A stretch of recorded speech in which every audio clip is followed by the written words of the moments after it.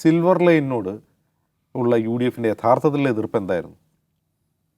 അത് പരിസ്ഥിതി നാശം ഉണ്ടാക്കുന്നു, അല്ലെങ്കിൽ അങ്ങനെ പരിസ്ഥിതി നാശമൊന്നുമില്ല, അതൊക്കെ വെറുതെ പറയുന്നതാണ് യു ഡി എഫ്. യഥാർത്ഥത്തിൽ യു ഡി എഫിൻ്റെ പ്രശ്നം അത് എൽ ഡി എഫ് സർക്കാരിൻ്റെ കീഴിലൊരു കമ്പനിയാണ് കൊണ്ടുവരുന്നത് എന്നുള്ളതാണ്. എൽ ഡി എഫ് സർക്കാരിൻ്റെ കീഴിലൊരു കമ്പനി ഒരു 1,00,000 കോടി രൂപയുടെ ഒരു പദ്ധതി കൊണ്ടുവരുമ്പോൾ കുറഞ്ഞത് ഒരു 5% സർക്കാരിനോ അല്ലെങ്കിൽ പാർട്ടിക്കോ കമ്മീഷൻ കിട്ടാണെന്നിരിക്കുക. അത് വലിയ ഹ്യൂജ് എമൗണ്ടാണ്. 1,00,000 കോടിയുടെ ഒരു പദ്ധതി എൽ ഡി എഫ് സർക്കാർ കൊണ്ടുവരികയാണ്. അതുവഴി ഉണ്ടാകാൻ സാധ്യതയുള്ള പണം, ആ പണം സി പി എം എന്നൊരു പാർട്ടിക്ക് എത്തിക്കഴിഞ്ഞാൽ യു ഡി എഫിന് പിന്നെ ഒരിക്കലും ഒരു ഇലക്ഷൻ ജയിക്കാൻ കഴിയില്ല. അത് വലിയ ഹ്യൂജ് എമൗണ്ടാണ്. അപ്പോൾ ആ ഹ്യൂജ് എമൗണ്ടേക്കാണ് കമ്മീഷൻ സി പി എമ്മിനോ പാർട്ടിക്ക് കിട്ടിക്കഴിഞ്ഞാൽ ഇവരെ സംബന്ധിച്ചാണ് ഇവർക്ക് ഭരണമില്ല. ആകെയുള്ളത് കർണാടകയിലും ഹിമാചൽ പ്രദേശിലും തെലങ്കാനയിലും മാത്രമാണ്.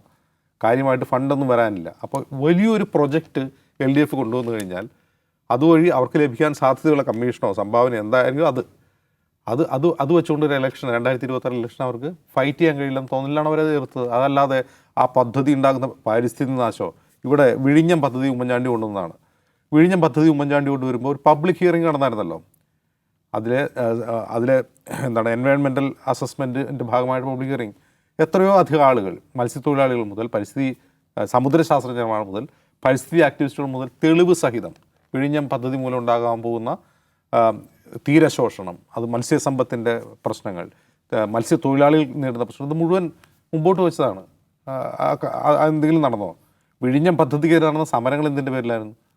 അത് കോൺഗ്രസ്സുകാർ കൊണ്ടുവന്ന പദ്ധതിയാണല്ലോ. പിണറായി വിജയൻ അത് പൂർത്തിയാക്കിയതേ ഉള്ളൂ.